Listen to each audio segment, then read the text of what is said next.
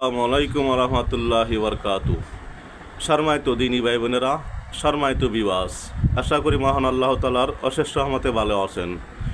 আসুন আজকে আমরা একটি গুরুত্বপূর্ণ বিষয় জানব। সারা বিশ্বে একই দিনে রোজা রাখা, একই দিনে ঈদ করা, এই গুরুত্বপূর্ণ বিষয়টি আমরা এক বিশিষ্ট আলেম থেকে জানব ইনশাআল্লাহ। ভিডিওটি পুরো দেখার জন্য, শোনার জন্য আহ্বান রইল। ফিতনা সৃষ্টি না করে বুঝে শুনে মূল্যবান মতামত দেওয়ার জন্য আহ্বান রইল এবং উপকার হলে সাবস্ক্রাইব, শেয়ার ও লাইক করে পাশে থাকার আহ্বান রইল। আসসালামু আলাইকুম রহমতুল্লাহ। কোন মাযহাবের লোকা একজন ইমামকে মানে না। যদি কেউ দাবি করে, আমি বলবো হয়তো সে নিজের মাযহাবকে বুঝে নাই, আর নইলে মিথ্যা বলে। আসুন, হানাফি মাযহাবের লোকেরা ইমাম আবু হানিফাকে মানে কিনা? ইমাম আবু হানিফা রাহমাতুল্লাহ আলাইহি বলেছেন, যদি পৃথিবীর মাশরিক থেকে মাগরিব পর্যন্ত কোন এক জায়গায় ঈদের নতুন চাঁদ দেখা যায় অথবা রমজানের চাঁদ দেখা যায়, তাহলে পুরা পৃথিবীর মানুষকে এক হুকুম মেনে নিতে হবে। তিনি যুক্তি পেশ করে, দলিল পেশ করেছেন। তিনি বলেছেন যে এটা যুক্তিসঙ্গত। কারণ হচ্ছে এই, পৃথিবী কয়টা, চাঁদ কয়টা, কোরআন কয়টা, হাদিস কয়টা, নবীর উম্মত নবী কয়জন? আমরা এক নবীর উম্মত, এক কোরআন, এক হাদিস মানি। আমরা জুমা পড়ি কয়দিনে? সারা পৃথিবীতে জুমার নামাজ একদিনে পড়ি না ভিন্ন ভিন্ন পড়ি? একদিনে পড়ি, সময় যার যার মতো। তাহলে ইমাম আবু হানিফার বক্তব্য হচ্ছে এই, সারা পৃথিবীতে যে কোনো প্রান্তে যদি চাঁদ দেখা যায়, রোজার রাখার চাঁদ, সারা পৃথিবীর লোকেরা রোজা শুরু করে একসাথে। আবার সারা পৃথিবীর কোন এক প্রান্তে যদি ঈদের চাঁদ দেখা যায়, তো ঈদ হয়ে যাবে। এটাই আবু হানিফার বক্তব্য। এবং তিনি আরো দলিল পেশ করেছেন যে লাইলাতুল কদরে কোরআন নাযিল হয়েছে। লাইলাতুল কদর কয়টা? না দুইটা। যদি তোমরা আলাদা করো, তাই লাইলাতুল কদর থেকে বঞ্চিত হইবা। কারণ লাইলাতুল কদর আল্লাহ কোরআন নাযিল করেছেন, আর কোরআন নাযিল হয়েছে মক্কায়। মক্কার লাইলাতুল কদর যেটা, সারা পৃথিবীর লাইলাতুল কদর কি সেটা হবে নাকি আলাদা হবে? তাহলে মক্কায় যখন লাইলাতুল কদর বেজর রাত্রে হয়, বাংলাদেশ, পাকিস্তান, ইন্ডিয়াতে হয় তখন জোর রাত্র। আর বাংলাদেশে যখন জোর রাত্র, তখন সৌদি আরবে কি বেজর। তাহলে লাইলাতুল কদর কোনটা সঠিক? দুইটা বলতে পারবেন না, যে যার যার মতো তার তার মতো। কারণ এই লাইলাতুল কদরের সাথে সম্পৃক্ত কোরআন নাযিলের। কোরআন তো আর দুই রাতে নাযিল হয় নাই, যে একবার নাযিল হয়েছে লাইলাতুল কদর সৌদি আরবেরটায়, আর একবার নাযিল হয়েছে লাইলাতুল কদর বাংলাদেশেরটায়। কোরআন কি দুইবার নাযিল হয়েছে, একবার নাযিল হয়েছে? কোরআনকে আল্লাহ তাআলা লাইলাতুল কদর নাযিল করেছেন। কোরআনে স্পষ্ট আছে, ইন্না আনজালনাহু ফি লাইলাতুল কদর। আমি কোরআনকে নাযিল করেছি লাইলাতুল কদরে। লাইলাতুল কদর কয়টা? কোরআন নাযিল কয় রাত্রে? কিন্তু এখন পৃথিবীতে লাইলাতুল কদর কয়টা হইতে হয়? পেঁচটা লাগলো কোন জায়গায়? আপনি যে বলবেন যে এক রাত্র হবে, তাও হইতো যদি জোর বেজোর ভাগ করা থাকতো। এখন তো পেঁচ লাগবে আরো। সৌদি আরবে যখন বেজোর, বাংলাদেশে কি? আর সৌদি আরবে যখন বেজোর, সৌদি আরব তখন বাংলাদেশে কি জোর। আপনি যে বলবেন এর মধ্যে যে রাত্রে হয় সে রাত্রে সারা দেশে এক, এটা বলা যাবে না। আর যদি বলেন যে না, লাইলাতুল কদর একটা, লাইলাতুল কদর কি সময় যার যার মতো, তাহলে আমরা বলবো যে জুমার দিন যেরকম জুমার নামাজ সারা বিশ্বে একদিনে পড়ি, সময়টা কার কার মতো? এখন আমরা জুমা পড়ে ফারেক হয়েছি, আরো 3 ঘন্টা পরে সৌদি আরবে কি হবে? এখন সৌদি আরবের লোকেরা জুমার নামাজ যাচ্ছে, যেহেতু 2:45 বাজতেছে, তার মানে 12:15। এখন হারাম শরীফে চতুর্দিকে পিঁপড়ার মতো লোকেরা জড়ো হচ্ছে। আরো আধা ঘন্টা পরে আজান হবে, আজান হয়ে তারপরে নামাজ পড়বে। তাহলে শুক্রবার একটাই ঠিক আছে। আমেরিকাতেও আজকে শুক্রবারই জুমা পড়বে, সময়টা যার যার মতো। ঠিক এরকম ভাবে লাইলাতুল কদর পুরা দুনিয়াতে কয়টা হবে? ঈদ কয়টা হবে? রোজা কয়টা হবে? একই সাথে হবে। এই কথা বললে আমার দেশে আলেমরা কি বলে? আমরা তো নামাজ তো এক সময় পড়ি না। আমাদের কথা খেয়াল রাখবেন, নামাজ তো আমরা এক সময় পড়ি না, রোজা কেন একসাথে রাখবো? আমি বলি তোমার কথা দুই কারণে ভুল। এক হচ্ছে নামাজ আমরা এক সময় পড়ি না, ও রোজাও তো তুমি এক সময় রাখো না, এটা বলো না কেন? বাংলাদেশে কি সারা বাংলাদেশের এক কোনায় আর কোনায় একসাথে রোজা রাখে? একসাথে রোজা ভাঙ্গে? টাইমে ব্যস্ত আছে না? দিন একটা, টাইম কি? তো তোমার দেশের মধ্যেই যখন টাইম ভিন্ন ভিন্ন হিসাব করতেছো, না এক টাইমে করো। ঢাকায় যখন আজান দেয় ইফতারির টাইম, সারা বাংলাদেশে তাই ইফতার করো, করে তখন কেন করে? দেরি করে কি জন্য? 7 মিনিট পরে, 3 মিনিট পরে, বরিশালে 4 মিনিট, অমুক জায়গায় 3 মিনিট, কক্সবাজারের 5 মিনিট, এই 5 মিনিট দেরি করে না? তো এই যেমন তুমি একই দিনে করছো, কিন্তু সময় যার যার মতো, এইটার পরিধি বাড়াও যে সারা দুনিয়াতে একদিন রোজা শুরু হবে, সময় যার যার মতো। সৌদি আরবে 3 ঘন্টা পরে, আমেরিকা 11 ঘন্টা পরে। সমস্যা আছে কোনো? এই বর্ডার তৈরি করেছে কি? আজকে ইন্ডিয়াতে চাঁদ দেখা গেল, মনে করেন যশোরের ওই পারে, পুরা ইন্ডিয়াতে ঈদ করবে, অথচ ইন্ডিয়া বাংলাদেশের 25টা রাষ্ট্রের চেয়ে বড়। এক ইউপি উত্তরপ্রদেশ, এইটা বাংলাদেশের চেয়ে অনেক বড়। এক ইন্ডিয়া, সব এক হুকুমে। আচ্ছা ধরেন আজকে বাংলাদেশটাকে জোর করে ইন্ডিয়া নিয়ে গেল, বর্ডার নাই, তখন কি হবে? তখন কি হবে? তখন কইবে যে এখন আমরা ইন্ডিয়ার ভিতরে, কাজে ইন্ডিয়ার যে হুকুম, ওই হুকুম চলে গেছি আমরা। ইন্ডিয়ার বর্ডার, বাংলাদেশের বর্ডার, পাকিস্তানের বর্ডার, এইগুলো কি ইসলাম সাব্যস্ত করেছে? একটা লোক ইন্ডিয়ার ওই পারে চাঁদ দেখলো, সারা ইন্ডিয়া ঈদ করলো, আমরা এই পারে যশোরের ওইখান থেকে 1 মাইল দূরে এই পারে সেই লোকটা ঈদ করতে পারছে না। কি জন্য? কারণ বাংলাদেশে চাঁদ দেখা যায় না। আর বাংলাদেশে যদি ওই যশোরের বর্ডারে কেউ চাঁদ দেখে, বাংলাদেশি বর্ডারে, তাহলে কক্সবাজার, চট্টগ্রাম, পার্বত্য অঞ্চলের লোকটা ঈদ করবে। কি জন্য? সে বাংলাদেশি।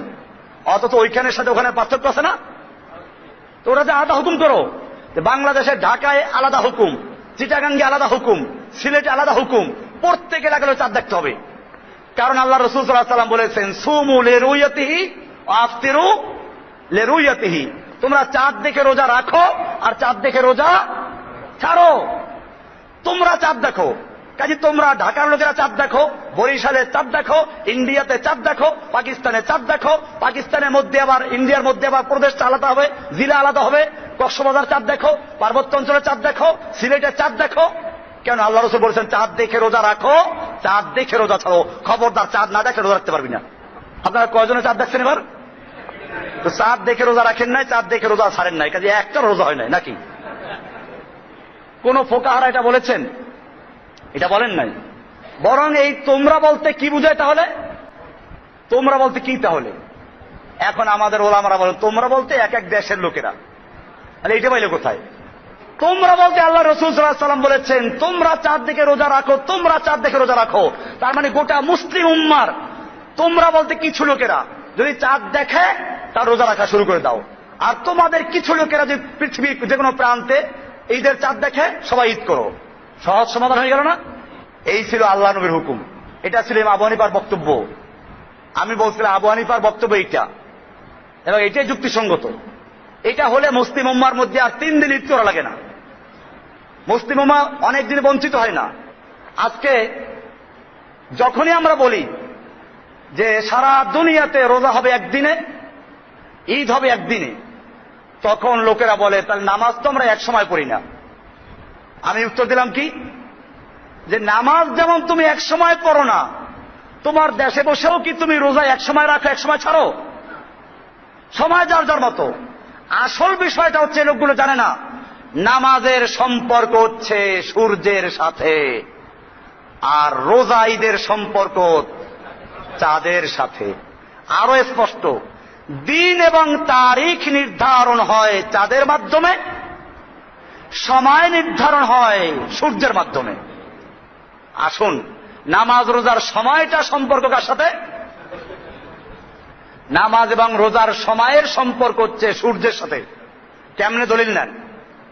আল্লাহ রাসূল সাল্লাল্লাহু আলাইহি ওয়াসাল্লাম যখন নামাজ শিক্ষা দিলেন, ফজরের নামাজ কোন সময় হবে? সুবে সাদেক, মানে সূর্যের কিরণ যখন পৃথিবীর বুকে চলে আসে তখন থেকে শুরু হয়ে সূর্য ডুবার উদয়ের আগ পর্যন্ত ফজরের নামাজের সম্পর্ক কার সাথে? সূর্যের সাথে। জোহরের নামাজ কখন হবে? সূর্য যখন পশ্চিমাখে ঢলে পড়বে তখন থেকে শুরু করে সূর্যের আলো যখন 1 মেসাল চলে যাবে তখন। কার সাথে সম্পর্ক? আসরের নামাজ শুরু কখন হবে? ওই 1 মেসালের পরের থেকে 2 মেসাল পর্যন্ত, ডুবার আগ পর্যন্ত। আসরের নামাজের সম্পর্ক কার সাথে? মাগরিবের নামাজের টাইম কখন হবে? সূর্য ডুবার পরের থেকে। এশার নামাজের টাইম কখন হবে? সূর্যের আলো যখন কি হয়ে যাবে? ডুবে যাবে। পশ্চিম আকাশের যখন কি হবে? হ্যাঁ, ওই যে আভা যখন ডুবে যাবে। তাহলে বুঝা গেল নামাজের গোটা অক্তের সম্পর্ক কার সাথে? এবারে রোজার সময়ের সম্পর্ক কার সাথে দেখেন। আল্লাহ তাআলা বলছেন সুম্মা আতিম্মুস সিয়ামা ইলাল লাইল, তোমরা সিয়ামকে পূরণ করো। সবে সাদেক কি বলা আছে? কুলু ওয়াশরাবু, তোমরা খাও এবং পান করো।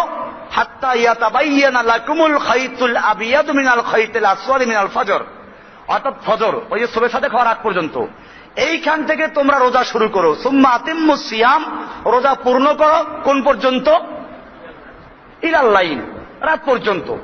তাহলে বুঝা গেল রোজার সময়ের সম্পর্ক কার সাথে? সূর্যের সাথে। আর দিন এবং তারিখের সম্পর্ক কার সাথে? চাঁদের সাথে। বিষয়টা ক্লিয়ার?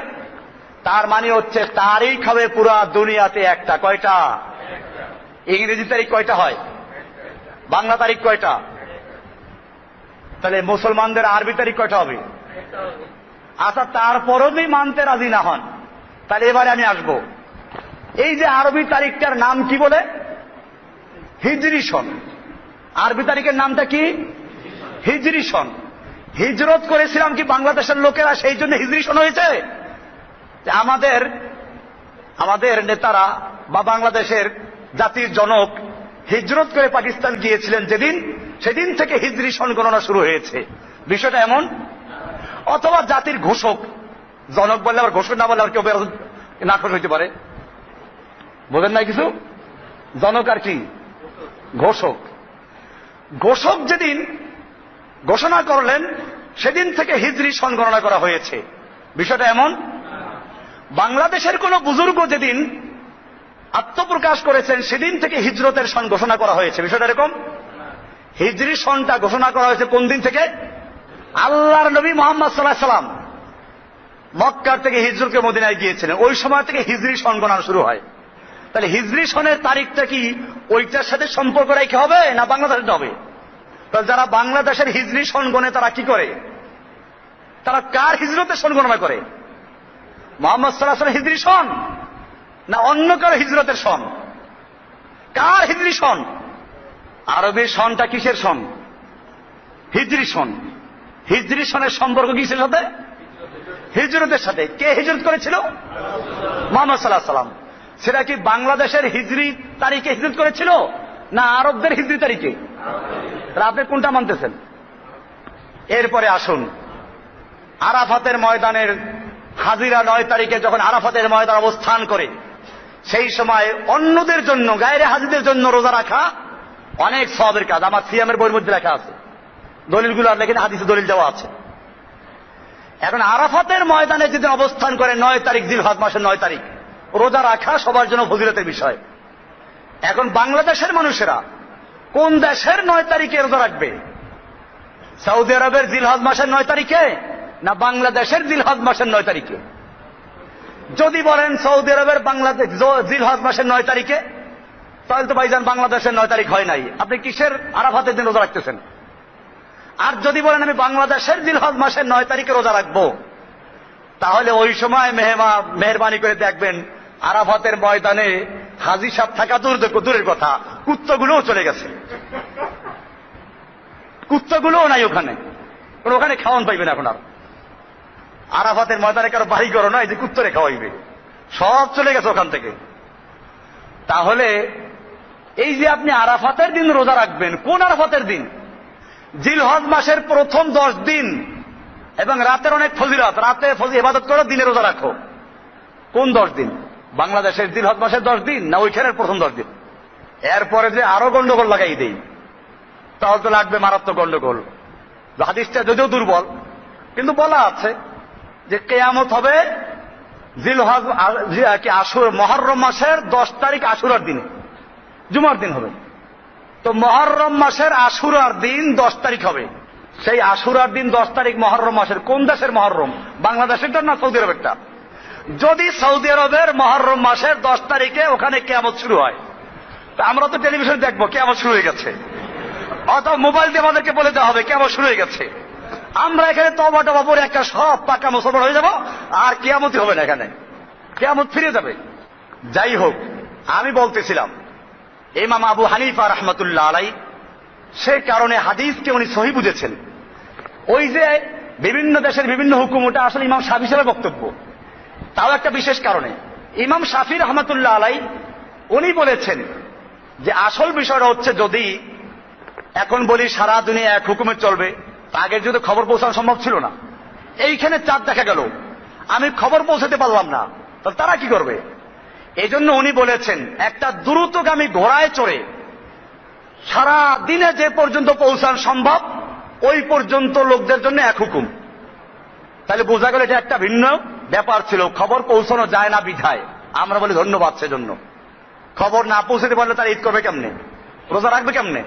ঠিকই ছিল, কিন্তু এখন কি আর সেই সমস্যা আছে?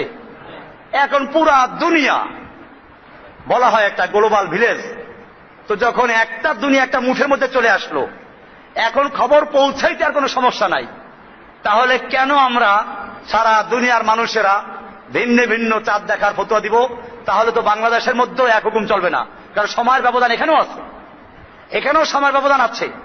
ঢাকায় এক সময়, চট্টগ্রাম আর এক সময়, খুলনা আর এক সময়, সিলেটে আর এক সময়। এই জন্য প্রত্যেক এলাকার লোকদের আলাদা আলাদা চাঁদ দেখে ঈদ করা উচিত, তা কি করে? যাই হোক, আবু হানিফা রহমাতুল্লাহ ফতোয়া দিলেন সারা দুনিয়া চলবে এক হুকুমে, এটা মানা হয় না, হানাফিয়ারাও এটা মানে না। তাহলে আবু হানিফাকে মানলো না। কিন্তু এই যে একটা কথা ইমাম